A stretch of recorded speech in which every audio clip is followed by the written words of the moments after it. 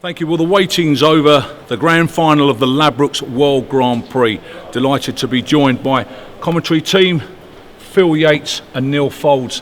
Fond memories of this building for both of you, but I think this is the year of the underdog, and now we've seen a man who's into his fourth ranking final. I'd like to start with you, Neil. Ryan Day is going to be very, very special for him. Yeah, I think so. And I've seen him around the hotel last night and today, and it's strange when you get to a final, you know, all his mates who he's usually hanging around with have all gone off to the next tournament, and he's sitting with some of the ITV team in there and their breakfast, and it is a different atmosphere when you get to a final, isn't it? All the different people are here, all the other players have gone, a few dignitaries will be here, so it's a very different day, but a big day for him, huge.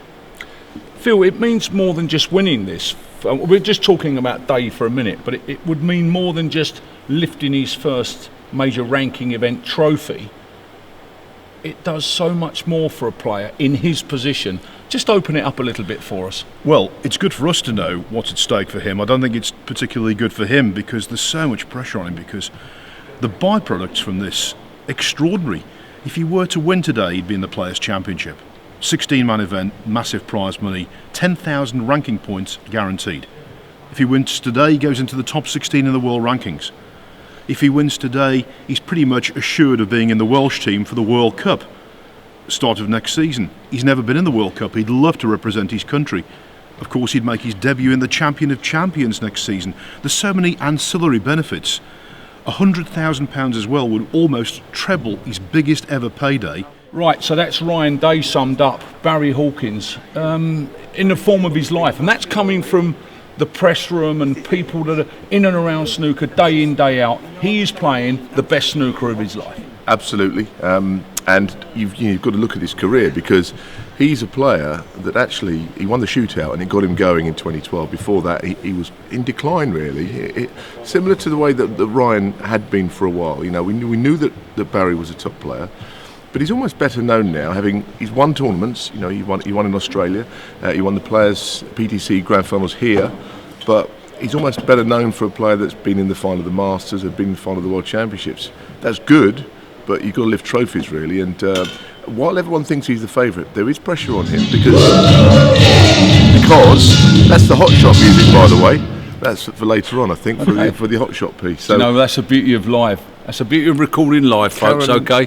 Karen Young, I think. Is that what it is? No, yeah. Look, people are thinking it's all about Ryan, and it is, and as Phil's explained, it's a gateway to if he wins today, it relaunches his career completely as a leading player, and that's a huge thing.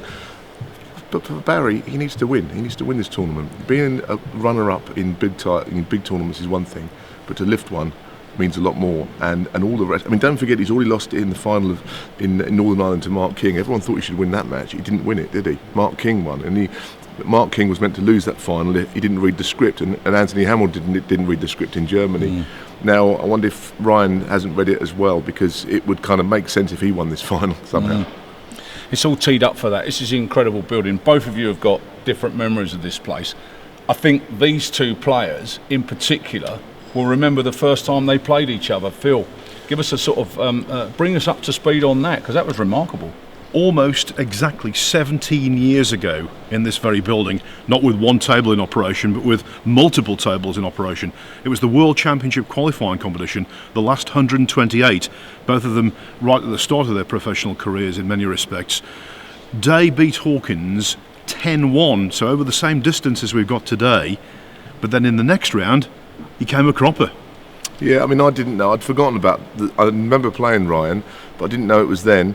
I looked at that scoreline 10-1. I didn't realise at the time I was sweating on who won a night to play them. But when I played Ryan, I was 8-3 down in that match. And I don't know how I won it, to be honest with you, because he was all over me. But somehow I found a bit of form. So if he wins today, I'll be very proud of that win, because I was coming towards the end of my career then.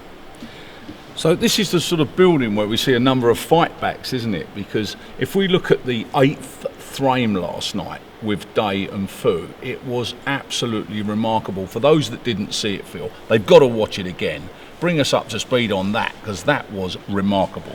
Well, basically, with 3 reds left, Ryan Day needed 4 snookers. Now, he sat in that chair over there, looked at the table for a few seconds, came very close on his own admission to conceding.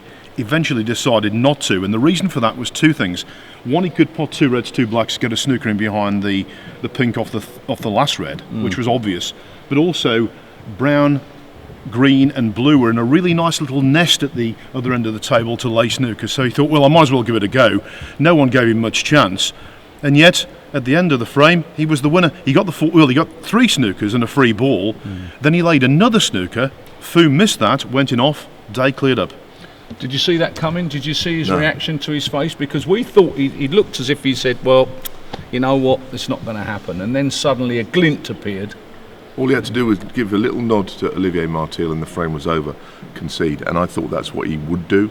I thought almost is what he should do at the time, because we've seen snooker all our lives and we can probably count on one hand players winning frames needing 4 snookers and above. It has happened literally 4 or 5 times in our memory. Yeah. So and that just could be the fact that he carried on, didn't sit in his chair, could be the relaunch of his career. Amazing how amazingly fickle things can be and how quickly things can turn. Unbelievable moment.